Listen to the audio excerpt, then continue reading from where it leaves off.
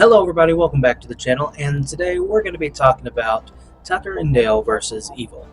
Now, if you've never seen this movie, it's about two men in the mountains of West Virginia who are going off to get a vacation home and fix it up for the summer.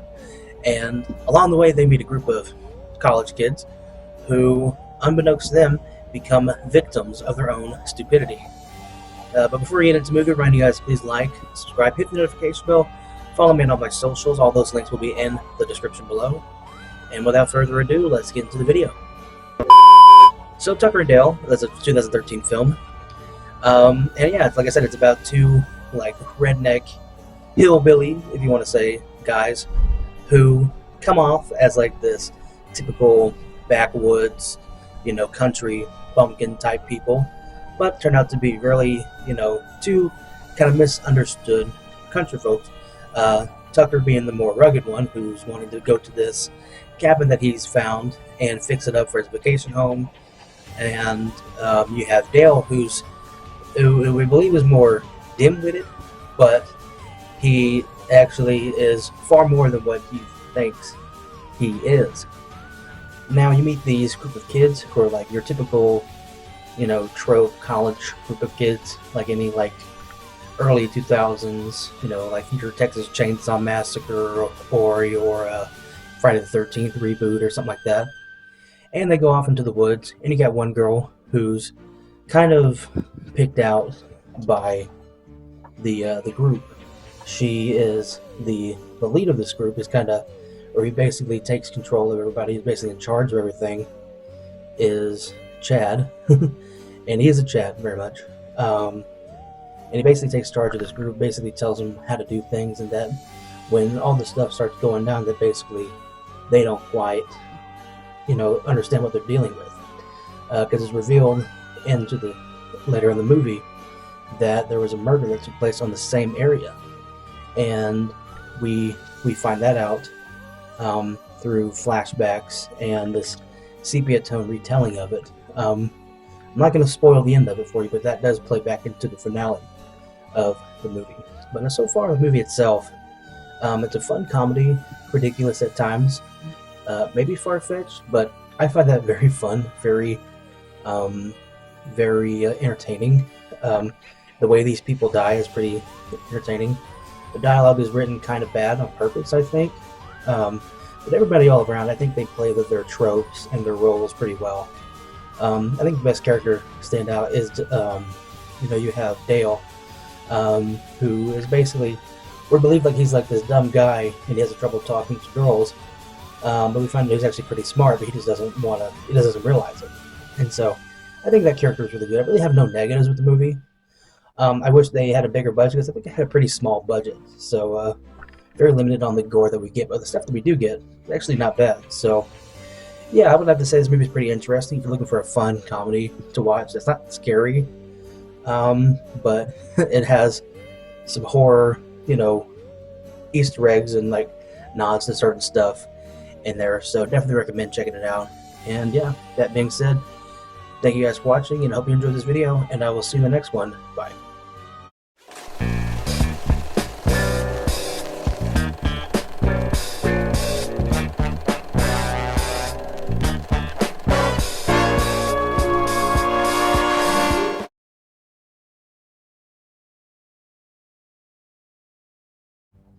Hey everybody, welcome back to the channel, and today we're going to be talking about Paranorman. Now, if you've never seen this film, it's a 2012 animated film, a stop-motion animated film, made by Leica Studios, and the same people who made your films like The Missing Link, Box Trolls, and a whole slew of other movies that we'll talk about later on this month. But today, we're going to be talking about Paranorman. Before we get into that, guys, please like, subscribe, hit the notification bell, follow me on all my socials, Instagram, Twitter, do all that stuff. And with that being said, let's get into the video. So yeah, this is a stop-motion animated film, very well done, I might say. It's in the same style as, say, your Box Trolls movie, or Coraline, which I believe is made by the same studio, which we'll talk about, like I said, later this month, so look out for that video. And I will say, right off the bat, these Leica films, very, if a more young adult themed, more of a kids film. I think a lot of us watched them as kids, but I think these are rewatching them now. I think they would hit home for more young, tween teens. I think these would hit home more for them. If you're looking for something that's very kind of thought-provoking, but more adult than your animated movies, your Disney Channel type stuff. Even though this movie was shown on Disney Channel growing up, but I noticed there's like curse words in there, and stuff that's joking about sex and stuff like that. And a kids movie, and I think all kids media does that to an extent. But in this movie, I think it is more. I didn't realize it at the time when I first watched it, but I think it's more blatant on the second and the third watching this movie. Very adult, very mature for a kids movie. It's supposed to be kind of goofy, and there is some goofy parts. Obviously to appeal to the younger crowd, but to the older crowd, I think for the adults, I think they can appreciate something like this. The mastery of how this movie is made, and also the subject matter and the kind of tone that they go with throughout this movie is entertaining. They have entertaining cast of actors. You got your Christopher Mintz-Plasse in there. You have John Goodman, and a whole bunch of other actors that I forgot the name of, but everybody does a pretty good job, voice acting. And like this kid Norman, he sees ghosts, and he's like in a way, was it a clairvoyant? Is that the right word? He's a medium, or however you want to say it. He sees these ghosts, and he starts getting premonitions, these bad omens of the something bad that's about to come. We see with this upcoming play that they're doing about this witch that died in their town, and she died that she cursed the founders or the people of the town, that they would come back from the dead. And the anniversary of this happening is on that night, so he's trying to end it, but ends up not working. And the dead founders of this town, they come back alive as zombies. And so you get some comedy from that. The dead, trope. I say dead tropes, but like your animated movie, what they could do with zombies and stuff like that is goofy. But if you've never seen the movie, I think this is another movie where I'm not gonna spoil it, but we find out who the witch is and everything, and it's pretty sad. If you haven't seen it yet, so definitely recommend watching it. Really listen to it and watch it. If you watch it as a kid, watch it now as an adult, or as you're older, and pick up on the stuff that you didn't pick up on before. And I think you're really going to be surprised how mature this movie is. So that's why I recommend it for Halloween. It's a fun, little spooky, little, kids movie, but it's a movie that I think everybody can enjoy. So, yeah, thank you for watching. Hope you enjoyed this video, and I'll see you in the next one. Bye.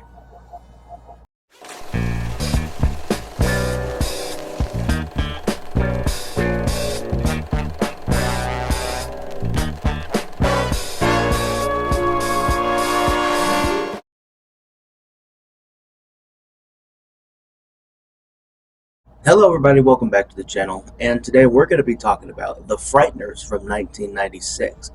But before we get into that, remind you guys to please like, subscribe, hit that notification bell, follow me on all my socials. All those links will be in the description below. If you haven't seen my last two videos, I just reviewed Paranorman and Tucker and Dale vs. Evil, so check those out and let me know what you think. And with that being said, let's get into the video. So The Frighteners, like I said, came out in 1997 and stars Michael J. Fox as a psychic investigator who basically goes to these people's houses who have witnessed hauntings, ghosts, seeing things fly across the room and whatnot. And basically, he goes around trying to figure out what it is, but we realize that basically he's scamming these people, or finding people who he thinks he can get money from, and going around and having his own ghost, which he could see after an incident that happened to him about 5 years ago. He has these two ghosts that go around, start throwing things and moving beds and all that stuff, and he's trying to scam these people out of money. But after a long string of deaths happen throughout the town over the last few years, we realize that he can start seeing people and like predicting when they're going to die because of a certain number that's going to be on their forehead. And we find out why they're doing that, because there was a serial killer that was electrocuted, and he came back in the form of like this demon. Like he had some unfinished business. A lot of ghosts, they have, if they're a ghost on Earth still, they have unfinished business. And it is played by Jake Busey, who is just like his dad, just creepy and weird. But yeah, that's basically the plot of the movie. Basically, it's up to Michael J. Fox to stop this serial killer from going around and killing all these people.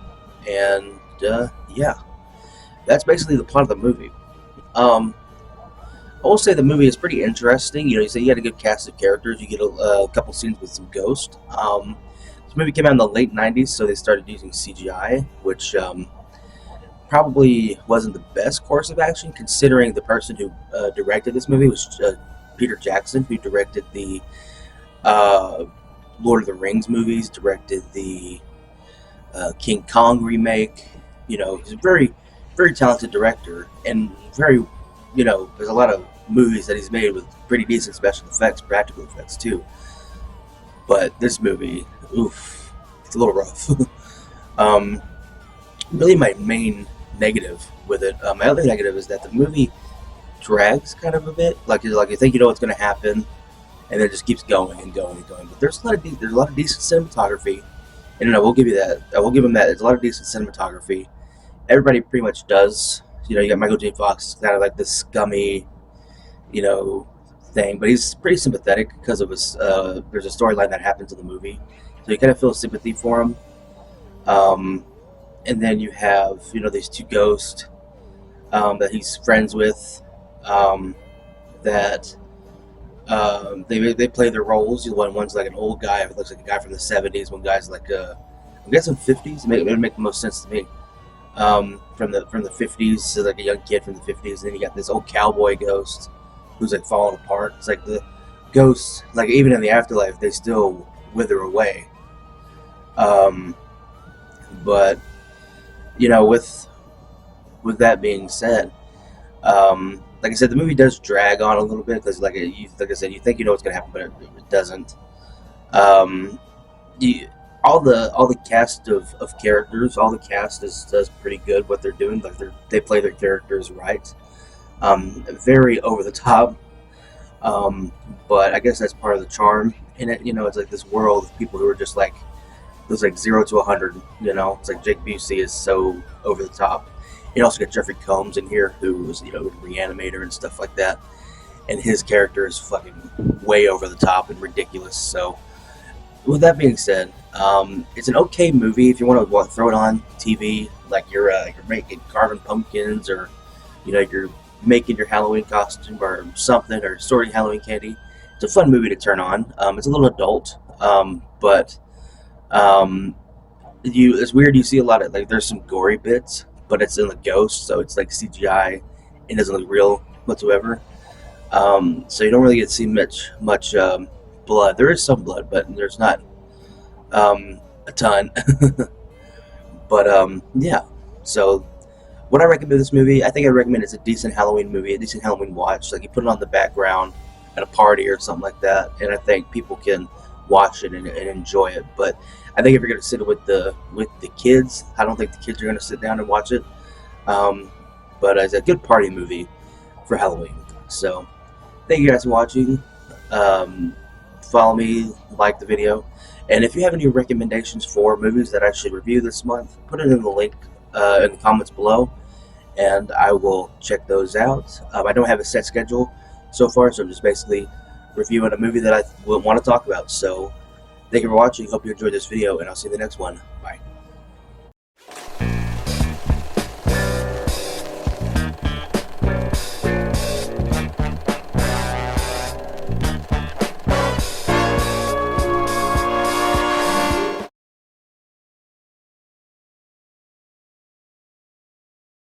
Hello everybody, welcome back to the channel, and today we're going to be talking about Spirit Halloween, the movie. But before we get into that, remind you guys to please like, subscribe, hit the notification bell, follow me on all my socials. All those links will be in the description below. And if you guys have any movies that I should watch this month, I haven't had a set schedule yet, so please let me know what you think I should review in the comments below, and maybe I'll get to it, maybe not. So, yeah, with that being said, let's get into the video. So, Spirit Halloween is a 2022 film starring Christopher Lloyd as a wealthy landowner who suddenly dies on the side of an orphanage, basically. Or what do you call it? Wayward. It says wayward kids, so I don't know if that's an orphanage or what. But anyway, it's like essentially an orphanage for these kids. He's trying to bite off this woman, basically, and he tragically dies. And then all these some odd years later, he comes back to life. His ghost form comes back and haunts a Spirit Halloween that these 3 kids have broken into to spend the eve or Halloween night in, and yeah, hilarity ensues, ridiculousness. Yeah, I kind of knew about this movie. I knew about this movie before, but I kind of knew about this movie a little bit more after I watched the Monster Madness review by SCINN. James was talking about it and how funny it is. What I'll say about the movie is that it's very much a kids movie. Like, you put it on for your kids. Like, it's not really scary. I don't really. I made a channel talking about horror movies, but I think I used to not be a horror movie fan. I used to not want to watch horror movies. But this is a movie that is in the same vein as some like Halloween Town or like the reboots of Under Wraps or something like that. So not scary at all. More goofy than anything. So yeah, these kids, they go into the Spirit Halloween, which perfect marketing, by the way. It's called Spirit Halloween, the movie. So this he goes into different animatronics and tries to attack these kids. One, he's a big Grim Reaper that it goes up and it's like 9 feet tall, and then he's like a big teddy bear. And then you get one scene where he's a what do you call it? A fortune teller thing. He's like this, Zoltar fortune teller chick, and he starts possessing different things. And so this is literally one of those movies. It's literally a movie where oh, I want to recreate this at my house, like a big Spirit Halloween, the movie, the house. You basically buy all the effects in the movie, and it would be kind of cool if they did have them. They did have the movie effects, like the different animatronics there, but they had Christopher Lloyd's voice. That would be pretty funny, because you could like recreate it in like your own house if you decide to do that. It's goofy. It's like say Disney Channel quality. I think they act pretty much like Disney Channel. They think of like a Disney Channel original movie. It's basically like that. Christopher Lloyd's great. He's getting up there in age, so I don't think he wanted to do a bunch of running around. So he does the voice, and it's basically like Doc Brown, just maniacal Doc Brown. Fun movie. Very I will say goes by pretty quick. I enjoyed it. I think it's something that I think I'm surprised it hadn't come out sooner. The Spirit Halloween's been around for a while, so I'm surprised this is the first time they tried to capitalize on that. We might get other Halloween movies. I don't know. But yeah, just ridiculous, fun kids movie. Not really a whole lot happens. I will say one thing I appreciate about it is that it's really dripping in that fall atmosphere. Like it opens up the movie. We see that the flashback of Christopher Lloyd dying in the movie, but then after that you open up the movie proper by showing your main cast of kids and stuff like that, and it's just dripping in like that fall like it almost reminds me of like an 80s movie. Like you watch like dripping in that fall atmosphere. Like it feels like Halloween, and I really appreciated that. So. That being said, with this movie, I recommend it to people who are just looking at something to get their kids into watching scary movies. I think everybody can enjoy it. I think the parents can enjoy it for Christopher Lloyd. I think the kids can enjoy it because, because I think the kids could enjoy it because it is somewhat funny, and you do have kids as your main cast. Like these are like middle schoolers because they talk about it. It was like, oh yeah, we're going to be in high school next year. So these are like middle school kids, going in to be in high schoolers. So usually you would have high schoolers who are like going into college, and this is what happened to. But that's middle schoolers going to be high schoolers. So a lot more younger. It's focused on a younger crowd. So I think they could appreciate it. Yeah, very innocent, very ridiculous. So, yeah, I recommend if you want to give it a check out. It's free to watch on Tubi, so check it out there. With all that being said, thank you guys for watching. Hope you enjoyed this video, and like I said at the beginning, if you have any recommendations of movies that I should watch this month, I don't have a set schedule yet, so please let me know in the comments below. And with that being said, thank you for watching, and I'll see you in the next one. Bye.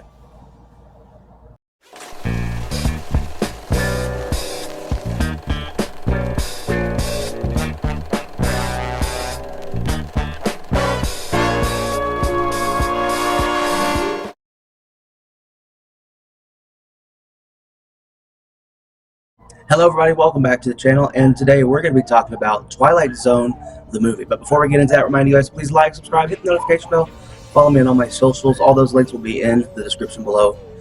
And if you have any suggestions for movies that I should review this month for my 31 Nights of Halloween, please put those in the comments below as well. And yeah, with that being said, let's get into the video. So, Twilight Zone, the movie. Now, I remember seeing this movie a few months ago for the first time. All the way through. I've seen a little bit of clips here and there. I've seen the John Lithgow, at least little snippets of that portion of the movie.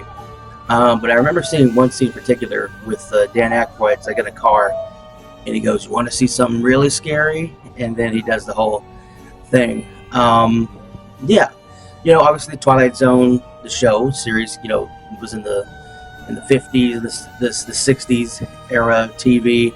Black and white. It was kind of one of those early science fiction kind of shows that it's been remade and rebooted a ton. But they made this movie back in '83. It had 4 different directors. You had John Landis, who was basically running the project. Basically, he was the head of the project. You have George Miller, who directed obviously the Mad Max movies and stuff like that, and then you got Steven Spielberg, who obviously Jaws, Indiana Jones, stuff like that, and then you have Joe Dante, who directed Gremlins, Piranha, and a whole bunch of other stuff. But this movie, I don't know if it's infamous, but I feel like it's not liked among, I guess if you're fans of the original show, some people might not like it, but I always thought it was a pretty interesting movie. It strings 4 different stories together. A couple of them are remakes, and I think one of them might have been an original, but I'm not exactly sure. This movie has a lot of history, has a lot of tragedy, unfortunately. If you're not familiar with the story, in the first little short story that they tell, actor Vic Morrow, who in the scene, in the shortest story, he plays like this guy who's like who lost his promotion for his job, and he starts going off about different people, black people, Jewish people, and stuff like that. He starts just going off, and basically he leaves the bar that he's meeting his friends where he starts having this rant, and then he leaves the bar and he steps into I'm guessing early mid World War II era Germany, and he gets tracked down by Nazis. And then he gets subsequently killed by these Nazis. Then he jumps into another world where he's a black guy and he's being hung. He's getting attempted to be hung by these KKK members and stuff like that. So it's a pretty intense opening. Well, that's not the official opening. The official opening is Dan Aykroyd, the guy in the car, and they're asked to play road games, and then Dan Aykroyd's like, "You want to see something really scary?" And then he becomes a monster, and it goes into the intro of like the TV show, and then it gets into the first one. Unfortunately, if you don't know the story about that first the first short story that they tell, that actor, there was supposed to be longer, like a longer portion of the story. Unfortunately, they had a helicopter that was on set, and it got too close to some power lines where they were filming, and it hit the power line, landed in the water. The actor was in the water, crossed like this pond because he had 2 kids. I think it was supposed to be like they're in like a Vietnam, like little village thing, and he was supposed to be saving these 2 kids going across the pond, and then the helicopter hit the power lines, fell into the water, and ended up killing Vic Morrow and the 2 actors who were not supposed to actually be on set at that late at that time. So all kinds of rules were broken. John Landis went to court over it. It was a whole thing. Unfortunately, somebody had to, like I said, people had to die for the movie to happen, which is unfortunate.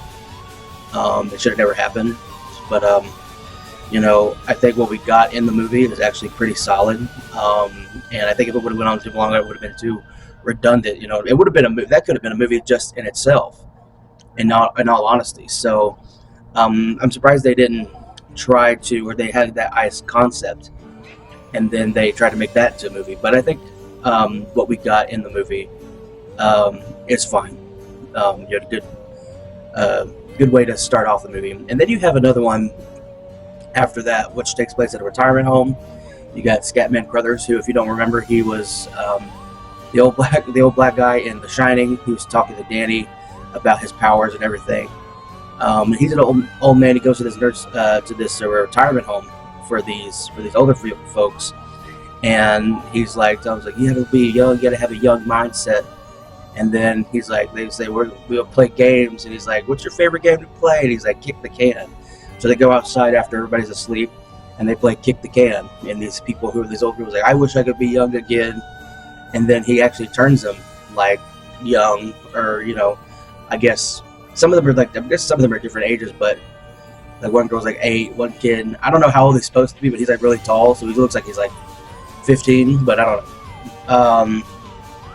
But this was it's like a nice one. It's like because not all the Twilight Zone episodes are scary per se, but this one was a nice one. It was nice after that. Pretty intense opening one. It's a nice one to follow up, but it's weird because all the other ones are somewhat scary or horror themed. This one isn't horror themed, and so it's just weird. It just kind of doesn't fit within these stories that they tell. But everybody, all of the older cast does fine. When you get these kids, the adults become kids again. You have this one girl. She's talking like I'm guessing the character is Jewish, but she's talking like Harold. It's pretty. It's pretty funny because she's trying to imitate her older self, even though she's a kid. So it's pretty cute little short story. Like I said, it just doesn't fit within the other horror toned chapters in this movie. Then you have the next one, which is this woman who's a teacher. She goes to this town she gets lost. She ends up meeting this kid who runs his bike over. And by the way, I don't know if it was a kid actor or if it was a stunt double or what, but this kid she runs his bike over. This kid hits the bumper. I'm like, I hope that kid was okay. Like, I hope he didn't just butts his head on a damn bumper. Could have been a doll for all I know, but I don't know. So, but it just, you see it, it's like, oh damn! It's like he just smacks his head on the bumper of the car. But anyway, this kid, she feels bad for him, takes him back to his house, and we notice right away that this family is kind of weird. Like, everybody's kind of just odd and just behaving weird around this kid. And his birthday, he says it's his birthday, and this, that, and the other. And we know that we find out that he has powers, but he could like make anything happen. And he like turns. His sister gets mad at him, and he puts her in the TV with the cartoon world, and he makes like the cartoons come out of the TV, and he switches the house around, and it's pretty interesting. It's where you get that iconic like bunny that we see. We get that iconic shot of that. And by the way, the effects in all these are pretty good. I think this one has the most effects heavy, but you do have the one at the end, which is probably the most famous recreation, because this one's also a recreation from one of the original ones. But I think this one is I think this one is probably my favorite. It's my favorite because I think it takes the most risk with like effects and like story and everything. And there's some really creepy imagery, like the girl, you just see her eyes, like the eyes are like kind of bloodshot, and she's watching TV, and then you pan up and she's got no mouth. It's like, that shit's fucking terrifying. It freaked me out when I first watched it.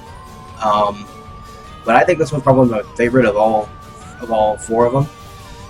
But I think the next one is probably the most iconic out of all of them, and it's probably one of the most iconic of the original series of Twilight Zone episodes. Probably the most iconic out of all of them.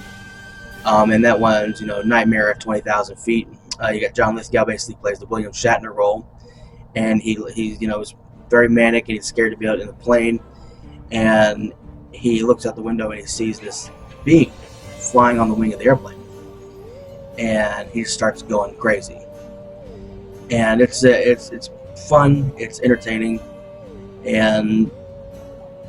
but I think I don't know, I can't remember how the first one originally goes, but this one he like shoots out the window of the airplane and all this stuff, and then you see at the very end he gets hauled off on a stretcher in a straitjacket. Like, this guy's fucking nuts, and he gets taken in an ambulance, and then we see Dan Aykroyd again, and he's like, "You want to see something really scary?" And that's how you end the movie. Fun movie, definitely really well executed when it comes to like a short story. Like I said, all four of them are really good, but I think the only one that doesn't fit, even though it's good, the only one that doesn't fit is the retirement home one, because it's kind of an interesting story, but it's not horror themed. There's no horror, like there's not a tone of horror in it. The only way I can think about it is, they become kids, right? He makes them kids, right? And they're like, I want to be old again, and then they somehow the magic doesn't work like normal, and they become like, they get old, but their bodies, they have their young bodies until they become contorted or something like that. But they don't do that, so they just become adults again. I guess it's that's just how the magic is. But yeah, I really like this movie. I think if you probably could watch it with kids, middle school age. But I think when you get high schooler age, probably the better way age to watch it. I think it's a good start horror movie. It's not like a horror movie, It's not like your Halloween or your Friday the 13th or something like that. But it's a good start, little scary movie for the family. I think everybody could watch it and everybody could appreciate it. And that's what kind of like a lot of movies that I've been talking about this month so far, like movies that the family could watch. Because Halloween is believe it or not, it's not a kid's holiday, it's a family holiday. Everybody can enjoy dressing up, everybody can enjoy eating candy, and everybody can enjoy watching movies. So I think this is a fun movie to watch, throw in. It's a throwback to the 80s, and you get to see some of the actors who aren't around anymore. You can see Dick Miller, and it's just a fun movie, I think. I think, like I said, everybody can enjoy it for something. So that's what I think about this movie. Let me know what your guys' thoughts are on the Twilight Zone, the movie. And let me know what your thoughts are on the original series. Maybe one day I might talk about a couple episodes of that show. So let me know what your thoughts are on those. And also, again, remind you to please follow me, like, subscribe, do all that stuff. And like I said, recommend some movies you want me to watch in the comments below. And hopefully I will get to those. If not, maybe I'll do this again next year. We'll see. So thank you for watching. Hope you enjoyed this video. And I'll see you in the next one. Bye.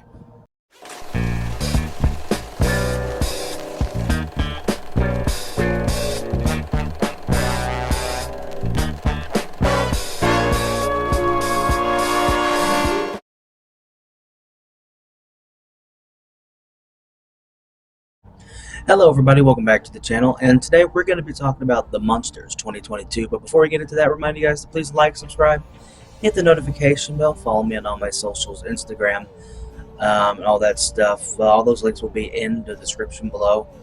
And if you guys have any suggestions of movies I should watch this month for 31 Nights of Halloween, put it in the comments below. If I don't get to them this year, maybe we'll do this again next year, and we'll talk about them then. So, with that being said, let's get into the video. So, The Monsters 2022. This is a Rob Zombie directed film made for Netflix, and it's a pretty interesting venture. If you're not familiar with Rob Zombie, obviously rock star, music icon, some would say, but he does directed films in the past. Three from Hell, House of a Thousand Corpses, Lords of Salem, the Halloween reboots. He directed all those movies, but this is his first time that he directed a movie that wasn't extremely violent, extremely gory, extremely lewd, rude, and crude. Very much a different project for Rob Zombie. And that's why I was very intrigued to watch this movie when it first came out. I actually got to see this movie early, and I made a review of it. It was supposed to come out the day of the movie, but the copyright almost got my channel taken down for the movie. So finally able to talk about it and give you my thoughts on it.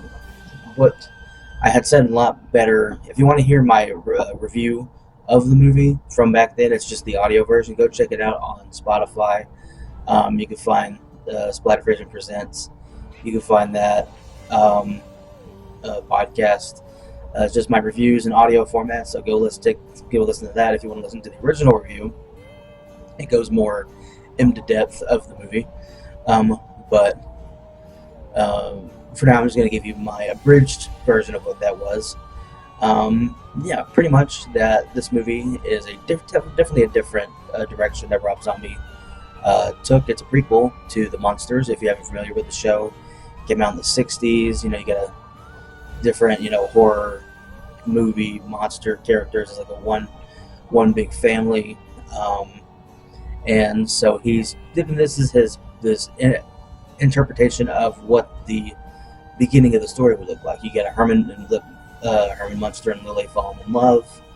You have the Count. He's not quite Grandpa yet, so they just call him the Count. But we don't see Eddie Munster. He doesn't come in this movie.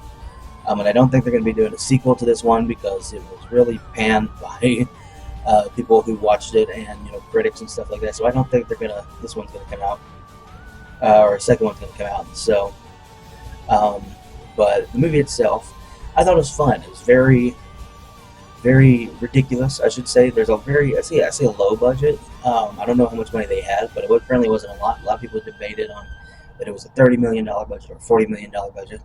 But Rob Zombie debunked that and said, I can make 3 movies with $40 million. So I don't think that was true. So I don't know exactly how much it costs to make.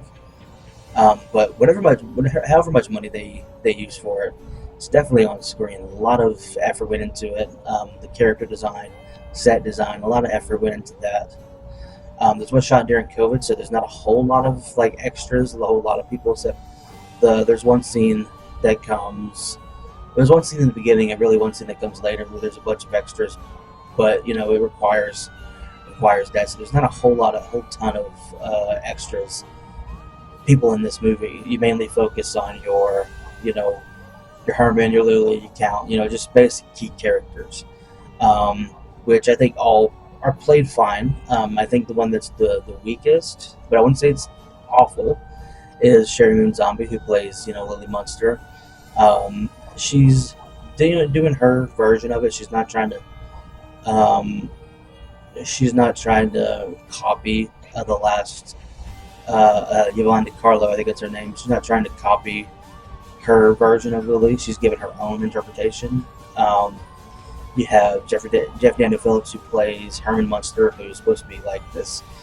He was made by mad scientists, just kind of became, or was just kind of born, and so he's he's probably not even a week old, or maybe a couple weeks old when him and Lily start seeing each other. So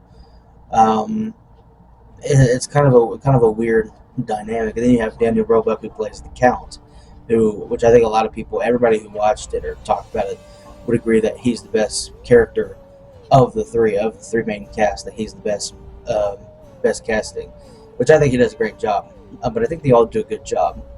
In regards to Herman, a lot of people said that they don't like his voice. They thought he acted weird. He didn't kind of match Jeffrey Daniel Phillips. Is like, yeah, because he's kind of young. He hasn't quite gotten to that father era yet. He hasn't quite gotten to that stage yet. And even Herman in the original show, he has his spots of him being goofy and doing stuff that he probably shouldn't. So he's not like a 100% stern father character either. But Eddie's not born yet, so we don't know when that change or when that switch is going to be or is. So yeah, I mean, if you're playing a just married, kind of a fish out of water sort of character, doesn't really know a whole lot of stuff yet, and then gets thrown into a situation where they have to end up leaving Transylvania, or wherever I think it's Transylvania. They have to end up leaving their home country to move to America, and they get a house, which is the iconic Mockingbird Lane house, which I think is pretty cool on the outside set that they got. With that, you see cameos of Cassandra Peterson. She plays the landlord, realtor lady.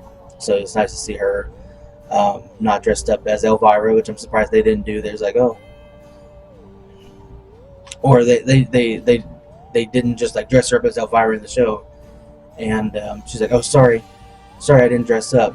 So she's dressed up as Elvira, but no, she's just dressed up as Cassandra Peterson. Which they see that we see that she's a witch in the trailer.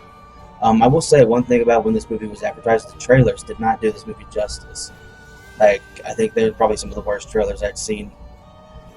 Especially that first one when it came out, I was like, "Is this like it looks like fan made?" Somebody got the footage and made it in the trailer.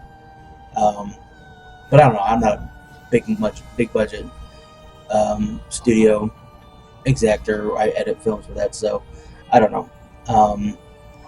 But as far as the movie itself, it's a fun and interesting, study of who these characters were before they got married and settled down, and had a kid and everything.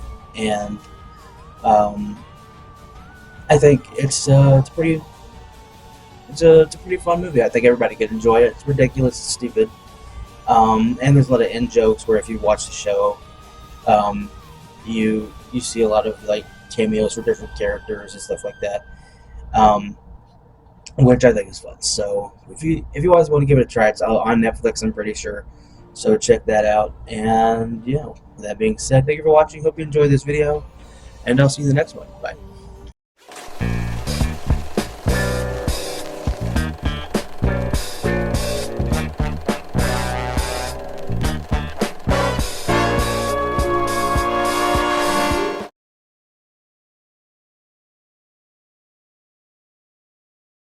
Hello everybody, welcome back to the channel, and today we're going to be talking about Pet Sematary from 1989.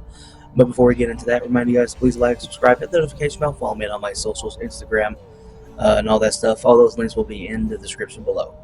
And if you guys want me to have any suggestions for movies that I should review for 31 Nights of Halloween this year, put those suggestions in the comments below. And if I don't get to them, I'll probably review them next year, so look out for those. And with that being said, let's get into the review.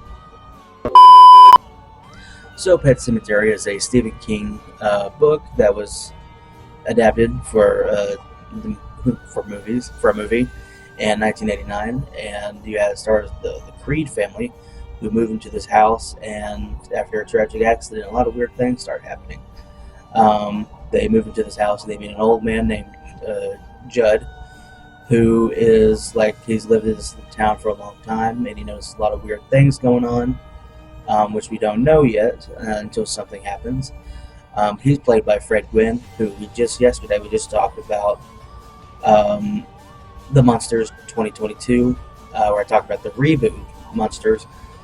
So go check that video out. But yeah, this movie, I remember watching it. I kind of knew about it, knew it was kind of a scary movie, when I watched it, and I was like, I kind of didn't know what to expect.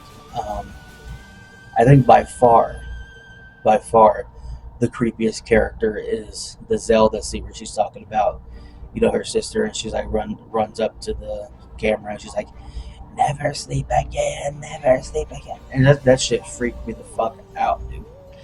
Um, but the movie itself, it's kind of creepy. I don't know how much it favors the book. I think it's a little bit different from the book. I'm not sure if I've read it, um, but I think it emulates the book somewhat. I watched the remake of it, the remake of Pet Sematary that came out in 2019, and that's not very good. Unfortunately, I don't know. I had some hopes for it when it came out, but I wasn't surprised that it wasn't that good. Um, but everybody in this movie, they do a pretty good job. Fred Gwynn, he does a great job as Judd. Then you got a little Miko Hughes in this movie, which is probably the second freakiest part of the movie, where he plays like this little kid. And he gets absolutely plowed, ran over by a truck, and we kind of know early on that something's going to happen with the truck because they live on this road, and just trucks just fly by, just like every couple scenes you see this 18 wheeler just blow by, like it's going like really fast. So you kind of know something's going to happen. If you're not familiar with the movie, you kind of know something's going to happen to somebody. They get ran over or something. So it's nice foreshadowing with that. But as far as the movie itself, I think it's a little horror movie. Your typical. It's like we bring Wyatt by. It's like we'll bring him back from the dead, but there's a prize, and there's definitely a prize. Little Miko Hughes goes ape shit on this family. Pretty fun movie. Like I said, I recommend it to you. Definitely a movie. It's very tame. Going back to it, pretty much. So definitely, if you're gonna watch it, you watch it with your family. Wouldn't let the kids watch by themselves. Might have nightmares. Just like never sleep again, So yeah, if I was recommending this movie, that's what I would think. But thank you guys for watching. Hope you enjoyed this video, and I'll see you in the next one. Bye.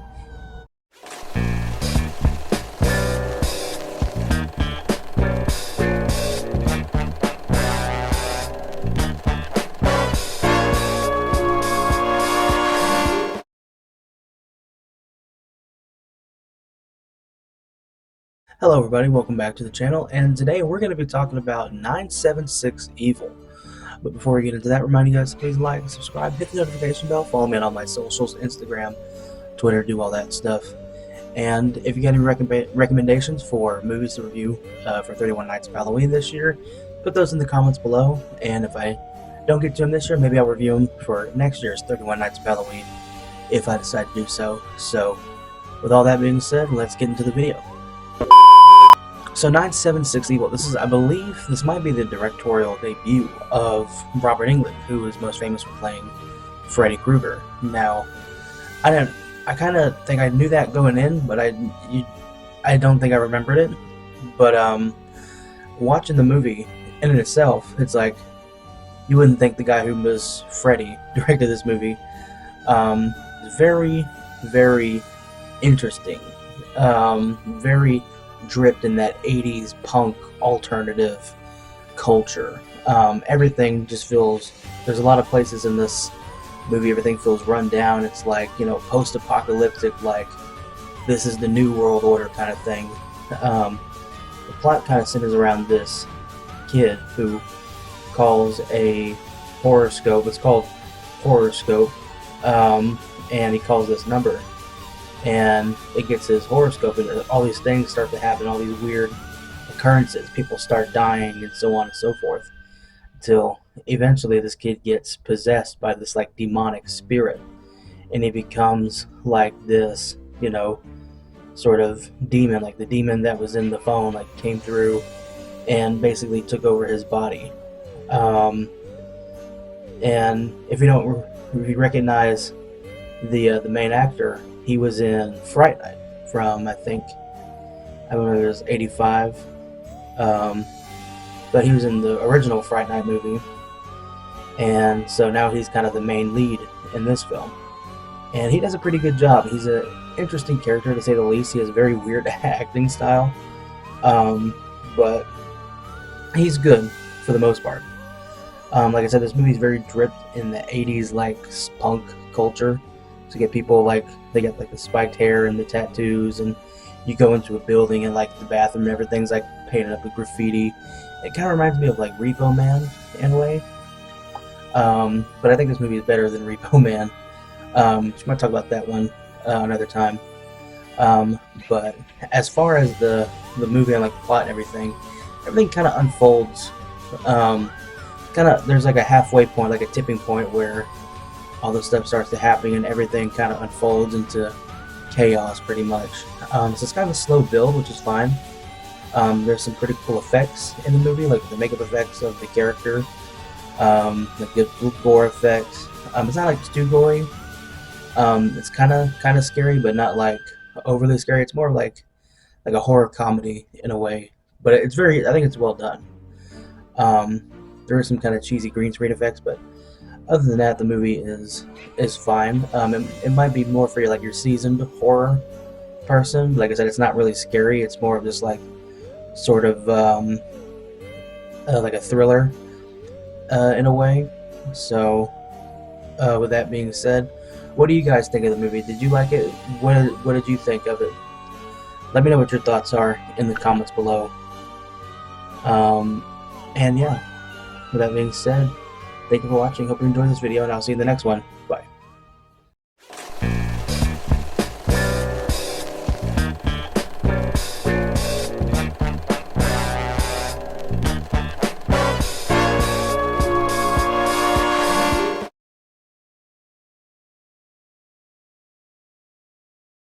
Hello everybody, welcome back to the channel, and today we're going to be talking about Goosebumps from 2015. But before I get into that, remind you guys to please like, subscribe, hit the notification bell, follow me on all my socials. All those links will be in the description. And if you haven't been following, I've been putting out a movie review pretty much every day, but for 31 Nights of Halloween. So if you want to see me review movies, more movies you recommend me checking out for this month, let me know some in the comments below. And if I don't get to them this year, maybe next year we'll do the SCINN and I'll review them then. So yeah, with all that being said, let's get into the review. So Goosebumps 2015, I remember when this movie came out, when it was being advertised. And it's like, I remember the books in school. I remember reading a couple of them.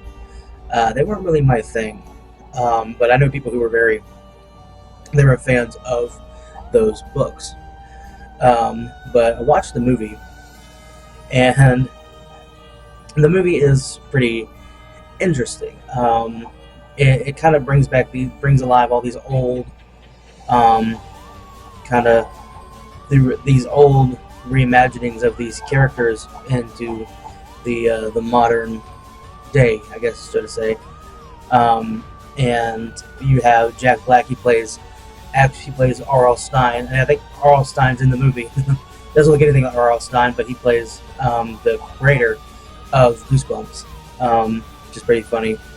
And basically they have these books that they open up, and the characters from these books come alive and take over the town. And you get this kid who's trying to get all these characters back. You get Jack Black. He has like this magic typewriter that when he types out the pages, he puts it in a book. All these characters go into the book and they get taken care of. It's a pretty interesting movie, cheesy, ridiculous. It's just kind of a fun kids, I say not a scary movie obviously, but it's just kind of a fun, kids movie. It's like you throw it on TV, and I think they can enjoy it. There's some funny parts in it.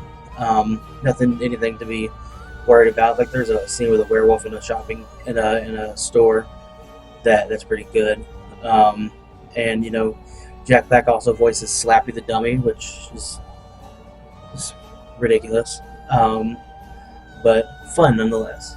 I don't know if any of you guys remember the old TV series of Goosebumps, but that show kind of took itself way too seriously. And I think if they would have I think they made other shows later that's kind of in the same vein as this.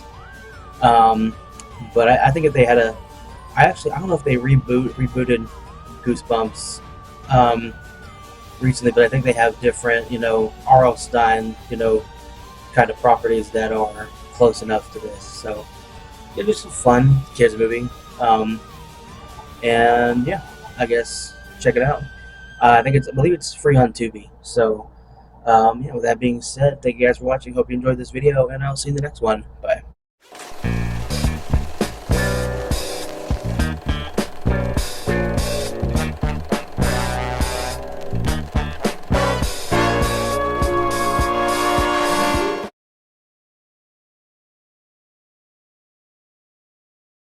Hello everybody, welcome back to the channel, and today we're going to be talking about Night of the Creeps.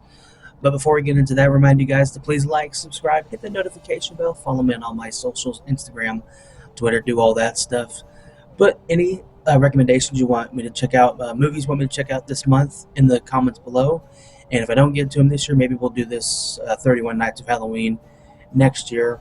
I got some things cooking on what I want to do, hopefully. So can't wait to see what we got there. But anyway, if you got any suggestions for this year, put them in the comments below. And yeah, that being said, let's get into the video. So Night of the Creeps, this is a 1986 film starring Tom Atkins as like this cop. It basically follows a bunch of kids who are going to college, and some strange happenings starts going. People start getting sick, people start going missing and dying randomly, and these two kids who are just trying to get into a fraternity, one of them is handicapped and the other one is just trying to fit in college after going through a bad breakup, it seems like, with his girlfriend. And craziness ensues when these little slug type alien creatures jump into people's mouths and they start turning into living zombies, just about. Now, this is my first time watching this movie. I've heard of it before, but I didn't really know what it was about. Like, I've heard the name. When you first watch it, when you first put on the movie, it starts like this little bit of like these aliens, which look interesting, almost say ET-esque, but not quite as cute. Almost like, have you ever heard of the movie Space Invaders? They kind of look like that. But this movie, it kind of starts out as like this science fiction film where you have these aliens who are in their own language, which is subtitled. They basically said they didn't want the experiments getting away. So these little container filled with these like black, like they look like normal slugs, jump in, get into this little container, and it falls down onto Earth in the late 50s. And then you partially have this. You partially have a an explanation on what happened, where these things came from at the beginning of the movie, and they've been kind of taken care of for so many years until the movie cuts back to modern times. And so essentially, these little container, this thing opened, this little container of slugs opened, and one jumped into the body of I'm guessing a college student, and he gets taken over. While also there's a killer maniac on the loose from a hospital, and the cops are trying to find him. So these two events converge into the guy gets taken over by the alien, and the guy's girlfriend, who is actually related to one of the cops, who is later played by Tom Atkins, gets killed by this axe murderer. And basically the movie is weird. That's what I'm saying. It's bad shit. The first couple kills, the first kill we see is off screen. You don't see that until the aftermath of it, until later, and you get to see it in color. This first little portion's in black and white. Kind of looks like an old 50s movie. But you see this later, the rest of the movie's in color, and you get to see all the gore effects, all the makeup effects and practical stuff. Even at the end, you get to see a spaceship, which looks very unique. They could have went very 50s B movie, sci-fi with it, but they went like a modern '80s with it, which, or at that time, a modern '80s with it, which I can appreciate. But the monsters are very '50s B movie sci-fi, if you will. But you got your main characters, these kids, teenagers. You get your two main characters who are like these kind of dweeby guys who are just getting into college. They go to like this fraternity, sorority party, get together to try to get into a fraternity. Um, but they are not cool enough. They're actually told by one of the heads of the fraternity to go to the morgue and get a cadaver to put it on another rival fraternity's front lawn of their little house, which they end up finding the cadaver of the boy who was inseminated by this alien who's been locked in a freezer for, for however long it was. And so they take him out, and then once they take out that body out of the freezer, the alien gets loose again, and the body goes to this spot. There's a spot under the house. It was a vacant lot, but now it's under the house of one of the fraternities. And and then once the alien comes out of the boy from the '50s, it gets out to other people. You get like a janitor, it gets animals. Like, nobody's safe in this movie. And in typical B movies fashion, something simple takes it out, like fire. They get the one guy, he takes a matchbook and sets one of the slugs on fire, and he realizes that takes care of it. And then later on in the movie, they get a flamethrower from Dick Miller, who shows up as like this. I don't know if it's evidence or what it is. I was doing other stuff, so I can't remember what he was, but he has just a flamethrower lying around. In the end, they kill all these aliens, and a lot of people die in bloody, gory fashions. And everybody acts like that's like an '80s horror movie. You have your typical, stereotypical characters, but for the most part, everybody does a pretty good job. Like I said, the effects are good. It's just like a fun, throw it on. The movie moves pretty quick. It's only like an hour and a half, so that's pretty quick little scary movie to watch. Probably more for the teenagers. I wouldn't say so much little kids, but I guess it depends on your family. But that's who I'd recommend it to. Worth a watch. It's free to watch on Tubi, so give it a watch. And thank you guys for watching. Hope you enjoyed this video, and I'll see you in the next one.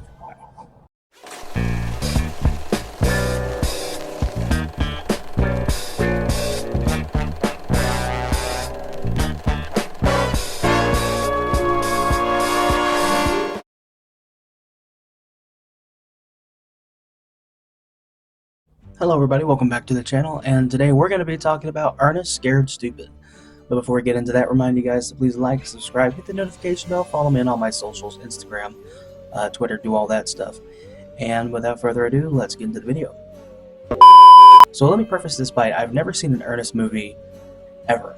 I've seen reviews of these movies, I've seen people talk about them, I've seen the old commercials that Jim Varney used to do for different companies. The one with the Mellow Yellow, and I think one was for a cable company. And I knew the actor Jim Varney. He did the voice of Slinky in the early Toy Story movies, and he also was in the remake of the Beverly Hillbillies movie. And it's a pretty interesting character, pretty interesting individual. Actually, a good friend of mine, Doc, who you've seen on the channel before, he's actually possibly not exactly 100% sure, but it could be related to him. So I could have a friend who is related to Jim Varney. So that's pretty cool. But yeah, I've never seen this movie. I've seen people talk about it. The movie is a little bit odd. If you don't know what it's about Ernest's old relative from back in the day gets a curse put on him by this troll. And only a Whirl, Ernest P. Whirl is his name, so only a Whirl can stop the curse from happening and get rid of the troll once and for all. Unfortunately, that Whirl is Ernest all these years later, and he brings back this troll. And you have this little group of kids who tags along with him, and he's just they just I think they feel partially sorry for this guy because he's so stupid. Everybody treats him like he's like a toddler. It's like this guy who is mentally handicapped and has this cop's kid in his truck, and he's like, Ernest, what are you doing? You know, he's just like nonchalant about the whole thing. I will say one thing about the movie is the effects. The effects of the trolls actually look pretty decent. At least the main one that's very articulate. I believe it's the effects done by the Kyoto brothers who did the Killer Clowns from Outer Space. So then in that movie, the effects are pretty decent on the clowns at least. Some of them are pretty still mask. They're just like you put the mask over the actor, and it's very, very simple. But the main one that they have is very articulate in that sense. So the effect is good. The troll's very nasty looking. It's very, like I said, very early 90s.